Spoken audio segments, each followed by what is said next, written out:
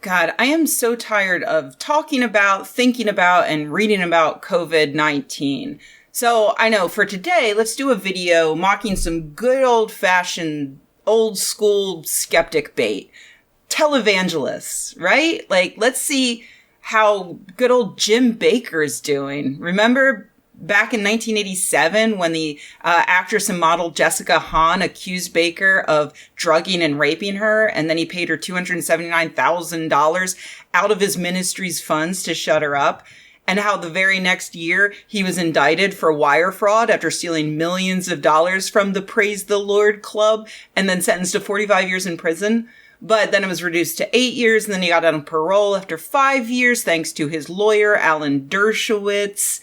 Yeah, those were good times. Anyway, let's see what Jim is up to these days. This influenza that is now circling the globe, you're saying that silver solution would be effective. Well, let's say it hasn't been tested on this strain of the coronavirus, but it's been tested on other strains of the coronavirus and has been able to eliminate it within 12 hours. Yeah.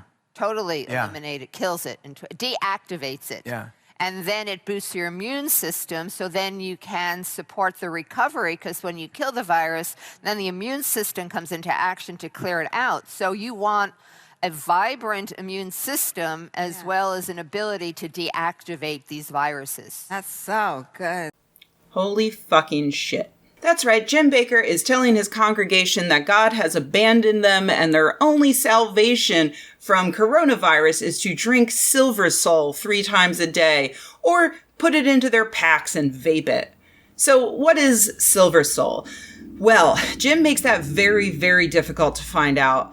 There are no ingredients listed on the website, so at first I assumed that this was just colloidal silver.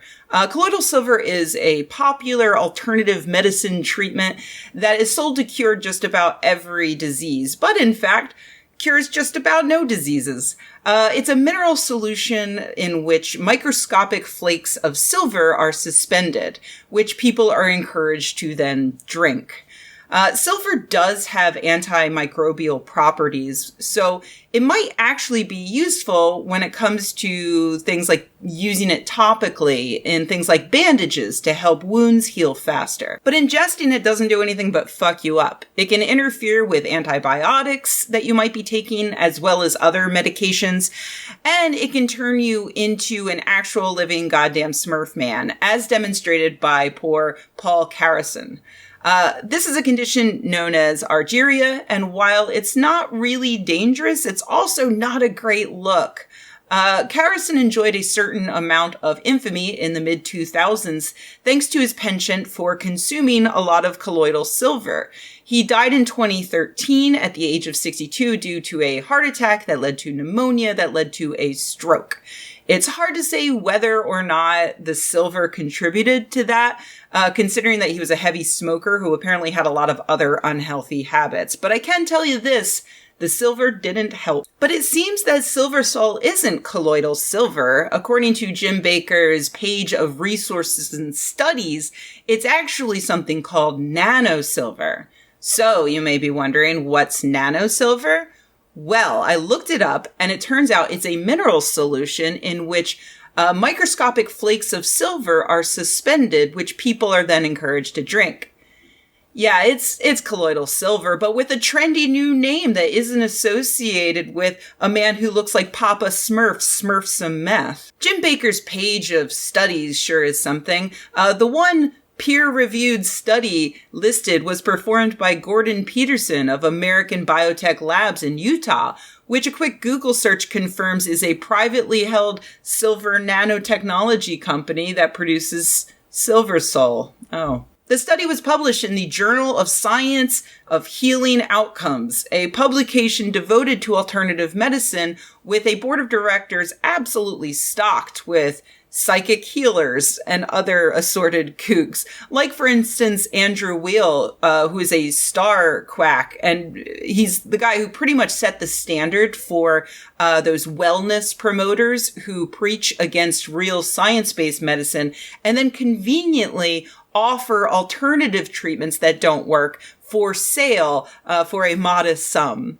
And then there's people like Effie Chow, who's an acupuncturist and a Qigong practitioner. Qigong, of course, being the art of moving very slowly to magically channel an energy that doesn't exist to promote healing, while spending a lot of money and then regretting it later.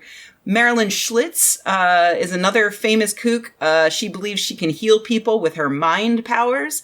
And my favorite on the board of directors, Brian Josephson, he sits along all of these kooks. He's an actual Nobel Prize winning physicist.